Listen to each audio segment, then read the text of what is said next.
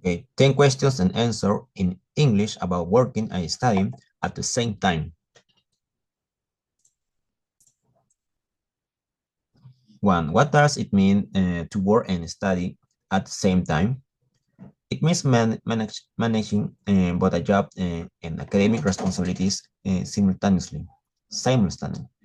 Why do many students choose to work while studying? Because they want to support themselves financially, gain experience, or help their families. What are the main challenge of working and studying? The biggest challenges are lack of time, stress, and difficult balancing responsibilities. How can working while studying be beneficial? It helps develop discipline, time management, responsibility, and real-world experience. Can working affect uh, academic performance? Yes, if not managed and well, work can cause fatigue and lower grades. But with good balance, it can improve skills. What strategies help balance work and study?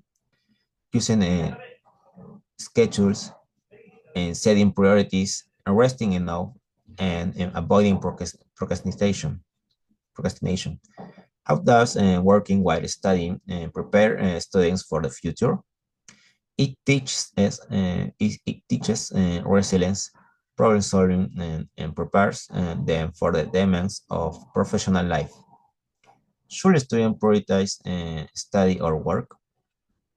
Study should come first, but work is as valuable if it supports learning and growth.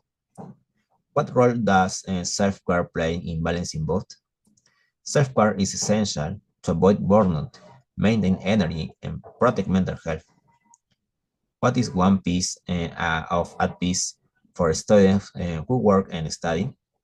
Stay organized, ask for support when needed, and remember that balance is the key to success.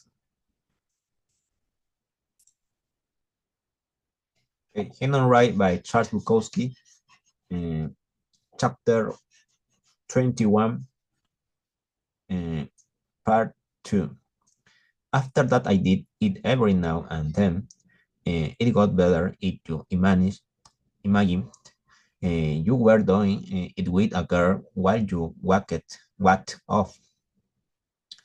One day I was standing on the sidelines watching our team kick the shit out of some other team. I was sneaking a smoke and watching. There was a girl on either side of me. As our guys broke out of a huddle, I saw the gym coach Curly Wagner walking toward me. I ditched the smoke and clapped my hands. Legs down, Daben, on their box gang. Wagner walked up to me. He just stood there staring at me. I had developed an evil look on my face. I'm going to get all you guys, Wagner said, especially you. I turned my head and glanced at him casually, then turned my head away. Wagner stood there looking at me. Then he walked off. I feel good about that. I like being picked out as one of the bad guys. I like to feel bad. Anybody could be a good guy that didn't take gags. Dillinger had gags. My baker was a great woman, teaching those guys how to operate a submachine gun. I didn't want to be like my father. He only pretended to be bad. When you're bad, you didn't pretend. I was just there. I like being bad, trying to be good and make me sick. The girl next to me said, "You don't have to take that from Wagner. Are you afraid of him?" I turned and looked at her. I stared at her a long time, motionless. What's wrong with you? She asked. I looked away from her, spit on the ground, and walked off. I slowly walked the length of the field. Uh, I excited through the rear gate and began walking home. Wagner always wore a gray sweatshirt and red sweatpants. He had a little pot belly. Something was continually bothering him. His only advantage was his age. He would try to bluff us, but that was working less and less. There was always somebody pushing me who had to know right and to push Wagner and my father and Wagner. What did they want? Why was I in their way? Chapter 22. One day, just like in grammar school, like with David, a boy attached himself to me. He was small and thin and had almost no hair on top of his head. The guys called him Baldi. His real name was Eli Lacrosse. I liked his real name, but I didn't like him. He just glued himself to me. He was so beautiful and that I uh, couldn't tell him to get lost. He was like a mongrel dog, starved and kicked. Yet I didn't make me feel good going around with him.